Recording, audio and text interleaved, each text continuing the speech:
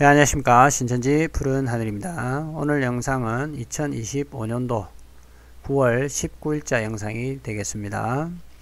어제 고 백동서 목사님 사자 명예훼손과 관련된 판결이 났고요. 오늘 판결문이 입수가 되었습니다. 그래서 이걸 여러분들에게 이제 알려드리도록 하겠습니다. 먼저 제가 이제 판결문을 전체 먼저 봤는데,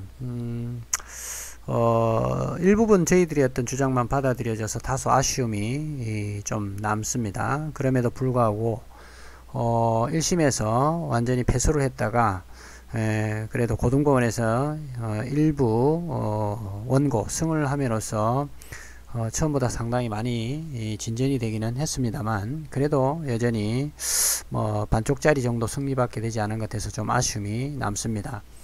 요 내용에 대해서 전체적으로 제가 한번 읽어드리고, 요 내용들에서 이제 준평을 좀 하고요. 어떤 내용들에 대해서 이제 말씀을 좀 드리고, 그리고 이 내용을 제가 푸른하늘 투 블로그에 요걸 올려놓을 테니까 요거 필요하신 분은 가져가시고요. 제가 혹시나 이걸 가져가셔가지고 또 명예훼손이 될 만한 소지가 있을 수도 있어서 제가 불필요한 부분들은 블라인드를 처리했기 때문에 이걸 사용하시기 바랍니다. 자, 일단 전체적인 내용을 한번 읽어보고 전체적인 내용을 총평을 하고 마무리 짓도록 하겠습니다. 일단 수원고등법 요거는 다 아실 거고, 그 다음에 원고 또 피고 항소인 피항소인 다 아실 거고, 예, 중요한 거는 주문이죠. 주문. 이 재판부가 지금 내렸던 이제 판결 내용일 테니까요. 주문. 자, 1. 원고가 이 법원에서 교환적으로 변경한 청구를 포함하여 제1심 판결을 다음과 같이 변경한다 되어 있습니다. 자, 일단 피고들은 직접 또는 신천지 예수교 소속 집화장, 교육장 또는 소속 강사, 전도사, 사명자, 소속 신도들로 하여금 별지 목록 제4항 기재 내용을 교육하게 하는 등의 방법으로 별지 목록 제4항 기재 내용을 퍼뜨리도록 하여서는 아니 된다. 그 다음에, 그러니까 이제 앞에 우리가 주장을 했던 백동서 목사님이 음력, 거짓 목자, 적그리스도 이런 어떤 내용들에 대해서는 재판부에서 지금 받아들이지를 않았고요. 백동서 목사님이 목사 임직식에 돈을 받고 갔니 안 갔니 이런 부분에 대해서 이제 허위 사실에 대한 내용으로 명예훼손이 이제 성립이 된 겁니다. 피고들이 위 가항의 의무를 위반하는 경우 피고들은 공동하여 원고에게 위반 행위 1회당 100만원을 지급하라. 피고들은 공동하여 원고에게 500만원을 지급하라. 저희들이 이번 민사소송을 하면서 피고 측에 위자료를 500만원을 지급을 하라고 했으니까 500만원 그대로 지금 우리 받아들여졌습니다. 그 다음에 원고의 나머지 청구들은 기각한다. 아까 말씀드린 부분이 기각된 거고요.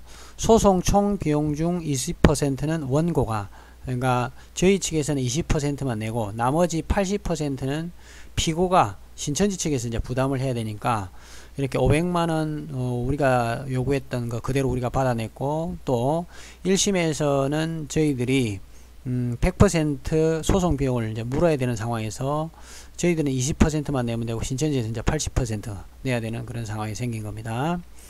그 다음에 3. 제1의 다항은 가집행할 수 있다. 청구 취지 및 항소 취지. 요거는 우리 측에서 원고 측에서 청구를 처음에 했고 그 다음에 항소했던 취지 내용이기 때문에 요거는 굳이 읽을 필요가 없을 것 같고, 요거 필요하신 분은 그냥 읽어보시면 됩니다. 그 다음에 아까 주문 이유가 이제 나옵니다. 주문 이유. 제1심 판결의 인용. 이 법원이 이 사건에 관하여 설시할 이유는 아래와 같이 고쳐 쓰고 추가하는 외에는 제1심 판결 이유 중 해당 부분 기재와 같으므로 민사소송법 제420조 본문에 따라 이를 그대로 인용한다. 결론 부분 제외. 제1심 판결 4조 9행의 및 이에 대한 지연 손해금을 삭제한다. 제1심 판결 14쪽 하 8행 아래에 다음 내용을 추가한다. 원고는 이 법원에서 금지 청구 및 손해배상 청구의 대상인 별지 목록 제1 내지 제3항의 내용을 일부 변경하였으나 그 핵심 내용은 제1심 판결의 별지 목록 제1 내지 3항과 큰 차이가 없고 앞서 본 바와 같이 이는 종교적 표현행위 범주에 속한다고 볼 여지가 있을 뿐만 아니라 객관적 진실에 부합하지 않는 일부 표현이 있다는 사정만으로는 위 내용이 망인과 원고의 명예를 훼손하고 인격권을 침해한다고 인정하기에 부족하다. 제1심 판결 14쪽 하 7행부터 하 1행까지를 아래와 같이 고쳤습니다. 이제 이 부분이 이제 중요한 부분이겠죠. 별지 목록 제4항 기재 내용과 관련된 표현들에 대한 판단. 1. 손해배상 책임이 이제 성립이 된 거예요.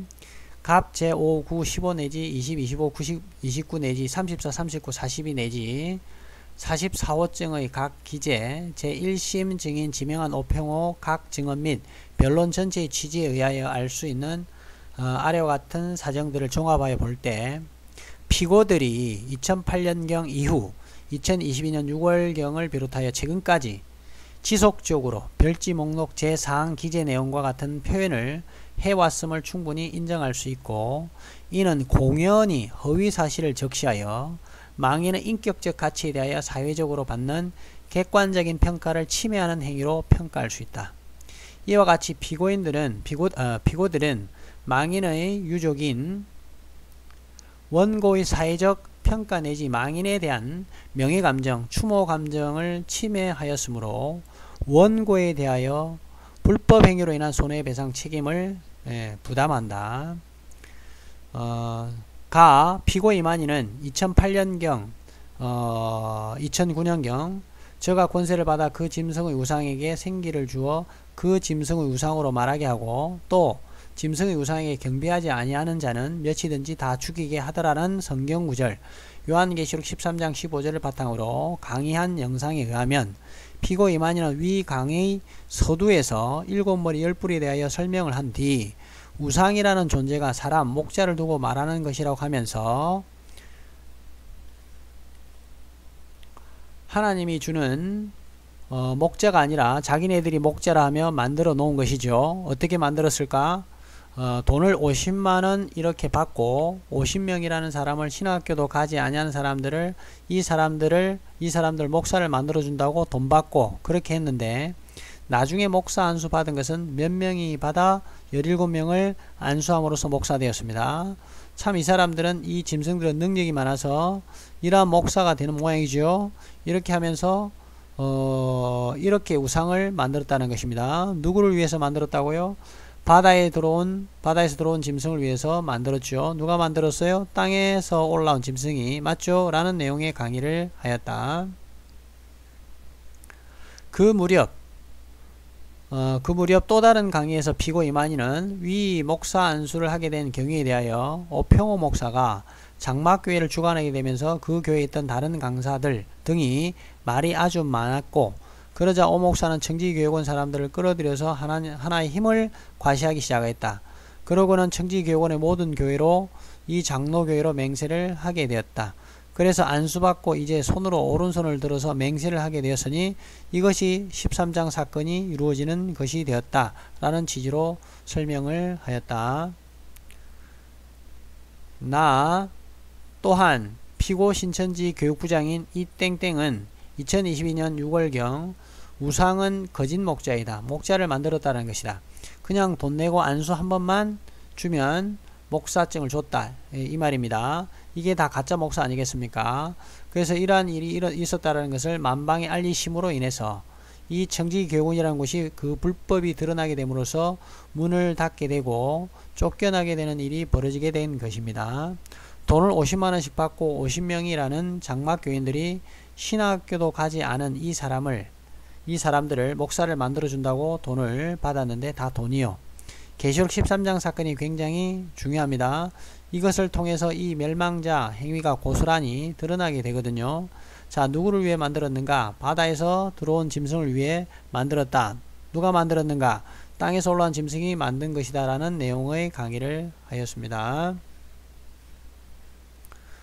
다 앞서 본 바와 같이 피고 신천지는 2003년 내지 2004년경부터 2023년경까지 망인을 7머리 실상으로 언급하고 교육을 하였고, 2013년에는 실제 7머리의 실상이라는 자막과 함께 망인의 얼굴과 이름 일부가 가려진 화면이 제시되는 영화를 제작하기도 한 점, 피고 신천지에서 10년간 활동을 하다가 탈퇴한 지명하는 신천지의 교리 중 7머리에 대한 실상이 있는데, 탁성환, 망인, 이 망인이 이제 백동선 목사입니다. 김정두, 김봉관, 한희택, 원세호, 탁명환, 7인의 목사가 그에 해당한다라는 취지로 진술한 점 등에 비추어 볼 때 피고 이만희가 강의 서두에 지칭한 7머리는 망인을 포함한 7명의 목사를 의미한다고 봄이 타당하다.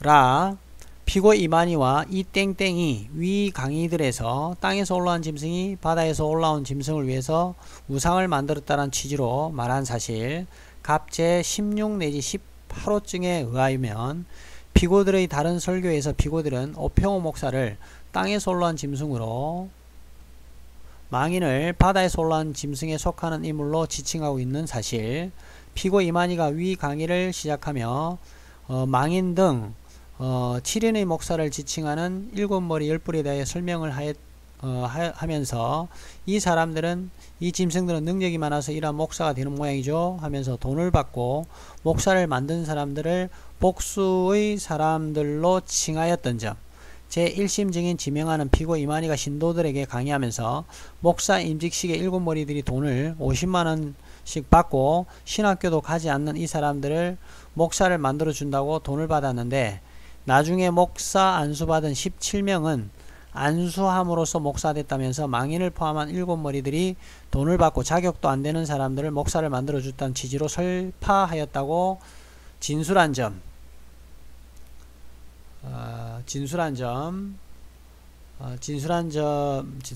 피고 이만희는 안수의 주체로 청지교육을 언급하였고, 이 땡땡 역시 강의에서 청지교육원이 돈을 받고 목사증을 주는 행위를 하였다면서 이를 통해 멸망자의 행위자가 드러나게 되었다고 말하고 있는데, 피고들의 설명에 의하면 청지교육원은 위 7인의 목사와 오평호 목사가 구성되어 있고, 특히 멸망자의 경우 위 7인 목사를 지칭했던 점 등을 고려하였을 때 피고들은 망인을 포함한 위 7명의 목사 또는 망인이 소속된 청지교육원이 돈을 받고 안수를 하였다는 사실을 적시하였다고 봄이 상당하다. 여기 보면 이제 이번에 이제 각주에 보면요, 뭐 이런 게 피고들이 지칭한 것이 청지교육원 집단이라고 하더라도 위 집단에 망인 등 7인의 목사와 오평호 목사가 소속되어 있다는 것에 대하여 피고들이 계속 언급을 해왔고, 그 구성원 개개인에 대한 것으로 여겨질 정도로 구성원 수가 적은 것에 비추어 볼 때 위 청지교육원 소속 목사들이 명예훼손의 피해자로 특정된다고 봄이 타당하다. 이렇게 이제 7인의 목사, 청지교육원 소속의 목사들이 명예훼손의 피해자로 특정됐다고 봄이 타당하다고 얘기를 했음에도 불구하고 백동선 목사님을 거짓 목자, 음녀 이런 부분들은 또 종교의 어떤 표현의 자유, 이런 어떤 범주로 희석을 시켜가지고 재판부에서 받아들이지를 않은 게 좀 아이러니합니다. 자, 그 다음에 갑 제5, 9, 25, 29 내지 34호 중 제1심 증인 오평호 증언에 의하여 알 수 있는 다음과 같은 사정들에 비춰볼 때, 망인이 1981년 9월 20일 이 사건 임직식에서 50만원씩을 받고 목사를 만들어 줬다는 피고들의 진술은 허위임을 충분히 인정할 수 있다. 1. 청지기 교육원 소속 오평호 목사는 망인에 대해서는 전혀 알지 못하고 망인은 청지교육원과는 전혀 상관이 없는 인물이며, 이 사건 임직식에 망인이 참석한 사실이 전혀 없고, 위 임직식에 목사 안수를 한 사람은 중앙노회원들인 오평호, 탁성환, 김정두이며, 설령 망인이 위 임직식에 참석하였더라도 망인은 중앙노회 회원이 아니기에 목사 안수를 줄 수 없었고, 피고들의 주장과 달리 위 임직식에 자격도 안 되는 사람에게 돈을 받고 목사를 준 사실이 없다는 취지로 진술을 하였다. 여기 보면 이제 오평호 목사의 증언을 했던 것을 상당 부분 지금 인용을 했어요.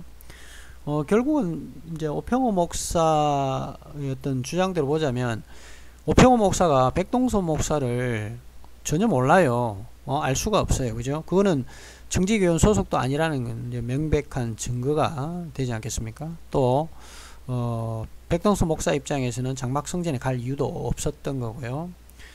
근데 이런 허위의 사실을 가지고 신천지가 계속 이렇게 정직교원 소속이라고 가르쳐 왔던 겁니다. 자, 그 다음에 2번, 이 사건 임직식 당시 행사 주보에는 안수위원장 김정두, 안수위원 유재열, 탁성환만 기재되어 있을 뿐 망인의 이름은 기재되어 있지 않고, 피고들 역시 망인이 이 사건 임직식에 참석하지 않았고 안수한 사실이 없음을 인정하고 있다.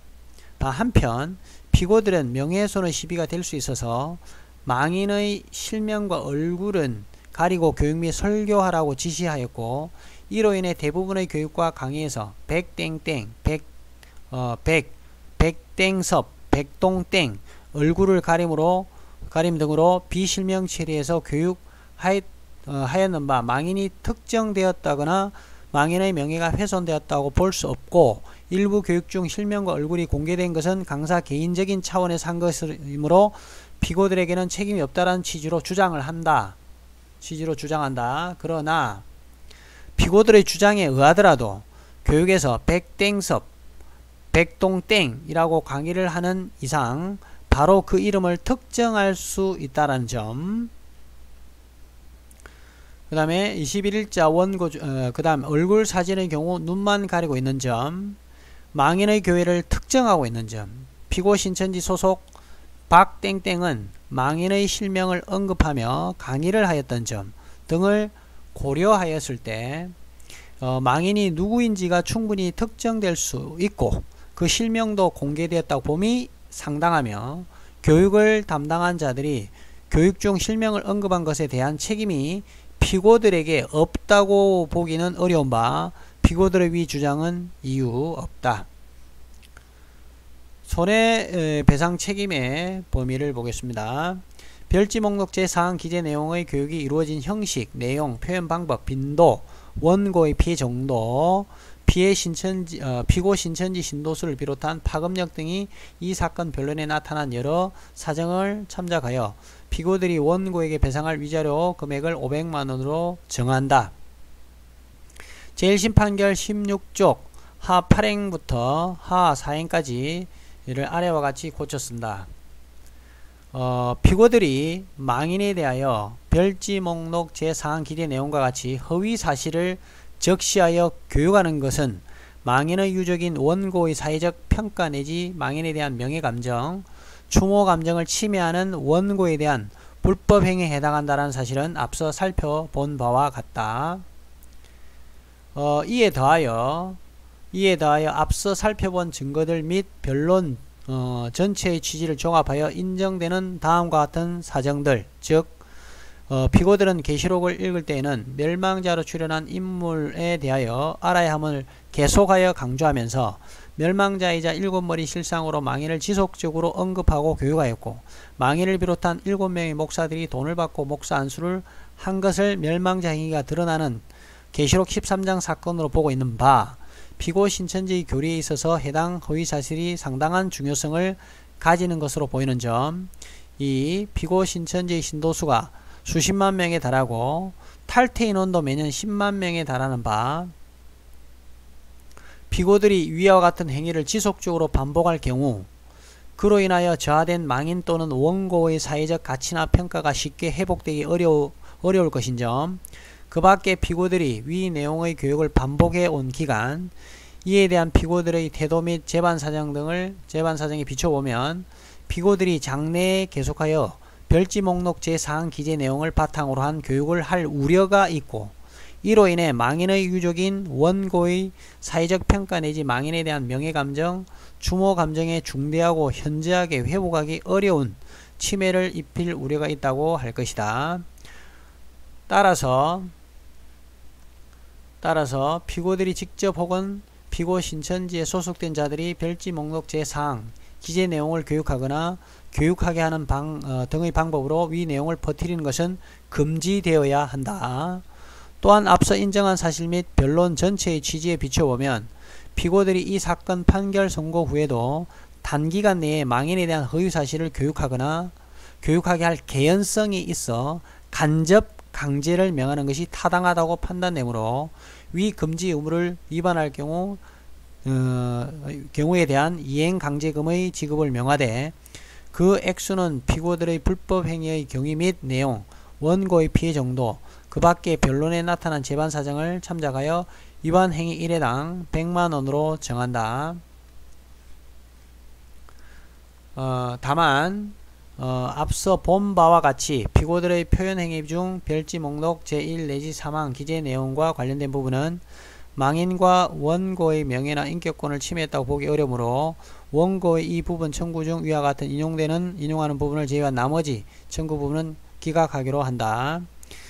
결론. 그렇다면 원고의 피고들에 대한 청구는 위 인정 범위 내에서 이유 있어 이를 인용하고 나머지 청구는 이유 없어 이를 기각해야 한다. 제1심 판결은 이와 결론을 일부 달리하여 부당하므로 제1심 판결을 이와 같이 변경하기로 하여 주문과 같이 판결한다 해가지고 이제 판결이 끝이 났습니다.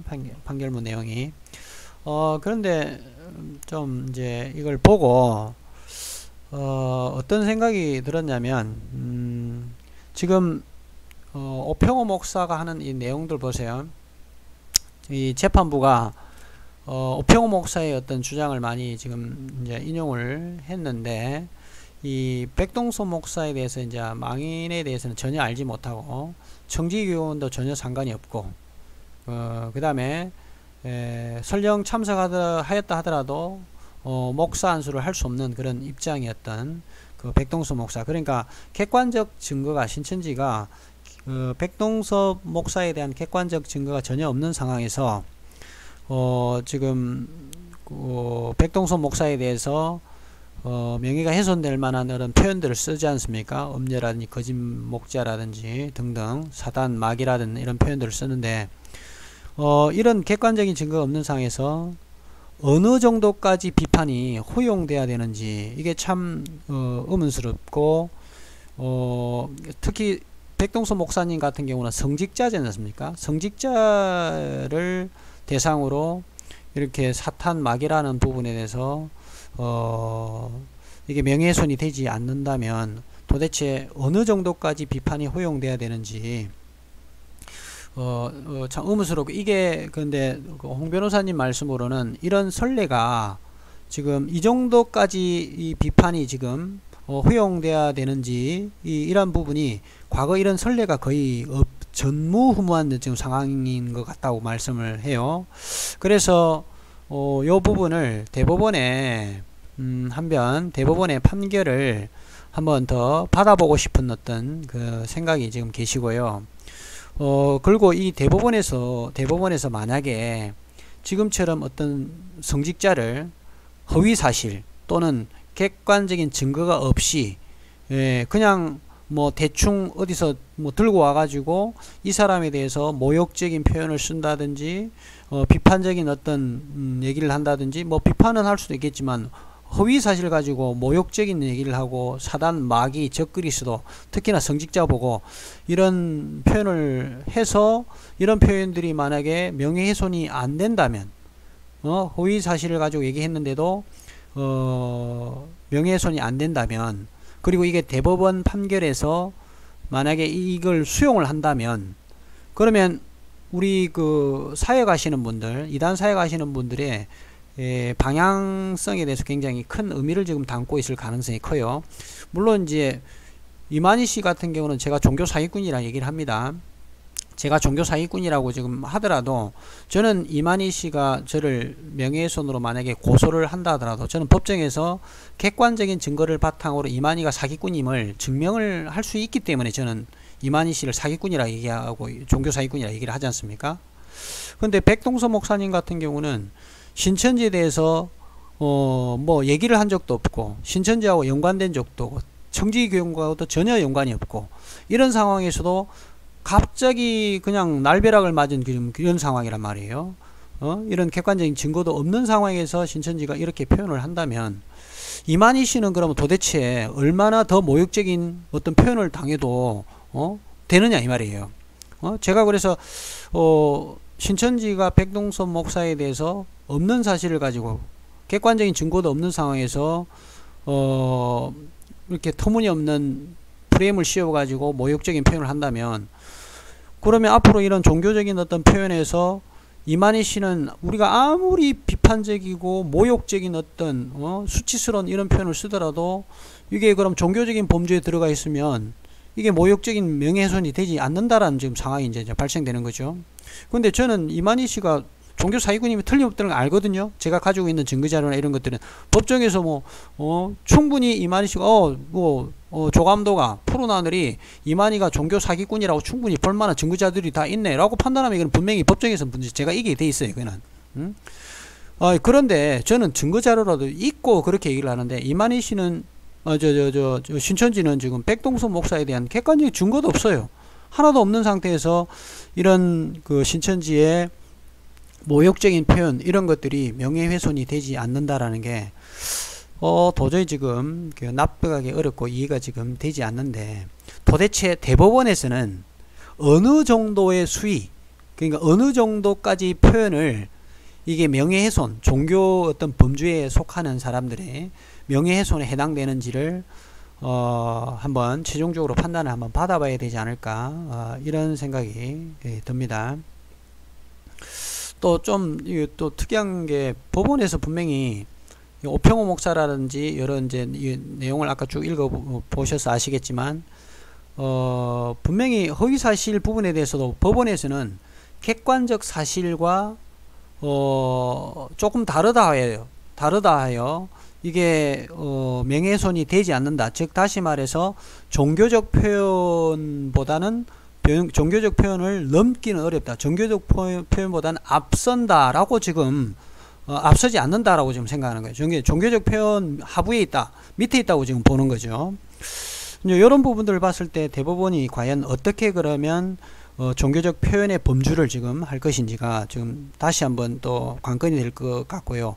이 종교적 표현의 범주가 만약에 이렇게 광범위하게 넓어지면 대한민국의 사이비 교주들은 다 살판나게 지금 된 거예요. 지금 보니까. 그리고 또 역으로 얘기하면 우리 이단 상담소라는 이런 분들 이단 그 사이비 교주를 진짜 하고 싶은 그 여자 문제라든지 이 돈 문제라든지 이런 부분만 빼고 어떤 그 비아냥거리고 모욕적이고 명예훼손적인 표현을 쓰더라도 이거 문제가 안 된다는 소리거든요. 이건 이게 종교라는 어떤 바운더리가 너무 크게 확장 해석돼 가지고 종교 범주에 들어가 있는 모든 사람들의 어떤 표현 자체를 다 허용해 줘 버리는 아무리 그게 모욕적인 표현이라도 허용해 줘 버리는 그런 어떤 지금 상황이 되는 것 같아서 상당히 지금 아이러니합니다. 그래서 이 부분을 대법원에 가서 한 번 더 판단을 받아봐야 될 것 같은 그런 생각이 들고요. 그리고 또 지금 쭉 읽어보면 이제 재판부가 분명히 허위 사실이 어느 정도 있다라는 걸 지금 인정을 해요. 다시 말해서 제가 봤을 때는 이제 제 관점에서 봤을 때는 재판부가 허위 사실을 지금 인정을 해요. 신천지에서 백동선 목사에 관련된 부분에서 어느 정도 허위 사실을 토대로 지금 만들어진 교리라는 것을 인정을 하면서도 이게 종교 표현보다는 앞서지 못한다고 지금 판단을 지금 하는 거거든요. 다시 말해서 뭔가 세세하게 지금 판단하기보다는 약간 재판부가 이것도 이제 그 종교적인 부분이고 교리적인 부분이라고 판단해서 그런 건지 뭔가 두리뭉실하게 이렇게 지금 얘기를 하고 있죠. 그럼에도 불구하고 또 한편으로는 오평호 씨의 어떤 증언을 통해서 신천지가 하는 내용들 중에 상당 부분 허위 사실이 들어있을 거라고 지금 충분히 예측할 수 있는 표현들을 지금 썼어요. 지금 이 판결문에 그런 부분들이 조금 납득이 안 되는 그런 약간 여기서도 충돌되는 내용들이 지금 있는 것 같아요. 재판장이 썼던 판결문 내용이요. 그래서 이런 부분들을 조금 이제 확인해 볼 필요가 있고, 저는 그래서 이런 걸 봤을 때 또 어떤 생각이 좀 드냐면, 이런 허위, 그러니까 이만희 씨는 또는 신천지는 그런 얘기 하잖아요. 진리, 그다음에 공의 공도, 그 다음 육하 원칙으로 하나라도 틀린 게 없다는 식으로 얘기를 이렇게 하는데, 지금 재판부에서는 김땡태라든지 그 다음에 오평호 목사의 증언이라든지 그 다음에 신천지 냈던 증거 자료들이라든지 이런 게 제출한 게 허위들이 너무 많았거든요. 그런 부분들 토대로 봤을 때 어느 정도 허위 사실이 있다라는 거, 또 객관적으로 실체적 진실이 부합되는 내용들이 많이 떨어진다라는 것을 지금 어느 정도는 지금 인정을 지금 하고 있는 상황인 그런 상황이거든요. 그렇다면 저는 어떤 생각이 드냐면, 이만희 씨가 이런 허위 사실이라든지 객관적인 사실이 아닌 자기 나름대로 그냥 짜집기해서 만든 이런 교리를 가지고 이런 종교라는 틀 안에서 또 종교의 표현이라는 어떤 자유, 이런 자유에 뒤에 숨어서 이런 허위 사실을 얘기하는 그냥 종교 사기꾼에 불과한 거예요. 지금 우리가 100% 지금 승소는 못했지만 이 판결문 내용을 토대로 보면 이만희 씨는 틀림없이 객관적인 사실을 가지고 신천지 교리를 만들거나 퍼뜨렸던 게 아니고, 뭐 상당수의 어떤 많은 부분의 허위 사실을 가지고 짜집기 해서 만들었다는 것이 좀 뭐 판결문 내용 중에 많이 드러나 있지 않았습니까? 그렇다면 이 이만희 씨는 신천지 신도들을 기망을 하기 위해서 종교를 이용해서 또 이 종교라는 표현의 자유, 이 자유를 이용해서 거기에 숨어서 허위 사실을 신천지 신도들에게 주입시키고 거기에 어떤 착취를 하고 있는 그런 현상으로 저는 보입니다. 그래서 이제 변호사님하고 또 좀 얘기를 해서 대법원까지는 최종적으로 이제 판단을 받아보고, 그 다음에 이 대법원의 최종 판단이 만약에 정말 이대로 내려진 2심대로 고등법원의 판결 내용대로 그대로 인용이 된다면 오히려 이단 사역 하시는 분들이 더 편해질 수도 있어요. 굉장히 명예가 훼손될 만한 이런 내용들도 그대로 받아주고 있으니까 명예훼손이 안 된다 해버리니까 그렇다면 이단 사역 하시는 분들도 또 다른 어떤 분기점을 맞을 수 있는 시점이 될 수도 있을 거란 생각이 좀 들어서 하여튼 대법원 판결을 받아보고요. 그래도 아쉬움이 남는 부분은 있습니다. 좀 더 우리가 좋은 결과가 더 완벽하게 이겼으면 좋았을 텐데 하는 아쉬움이 있습니다. 그럼에도 불구하고 또 한편으로는 1심에서 완전히 패소했다가 일부분 또 승소를 했다는 의미를 두고 뭐 거기에 마무리를 짓고 대법원 또 준비를 좀 해봐야 될 것 같습니다. 아무튼 2심에 오기까지 수고하신 홍종갑 변호사님, 그리고 여러 자료들을 보내주시고 힘을 실어주시고 기도해주신 우리 신천지 피해 가족 그리고 탈퇴자 여러분 대단히 감사의 말씀 드리고요. 요 판결문 내용은 제가 내일 푸른하늘2 블로그에 제가 올려놓도록 할 테니까 필요하신 분 가져가시고요. 제가 시험기간이 접해 있다 보니까 같이 있다 보니까 너무 지금 바쁘고 조금 약간 피곤한 상태라서 목소리가 왔다 갔다 하고 막 발음이 좀 꼬이고 하는 그런 경우 있습니다. 양해 부탁드리고 오늘 여기까지 하고 마무리 짓도록 하겠습니다. 감사합니다.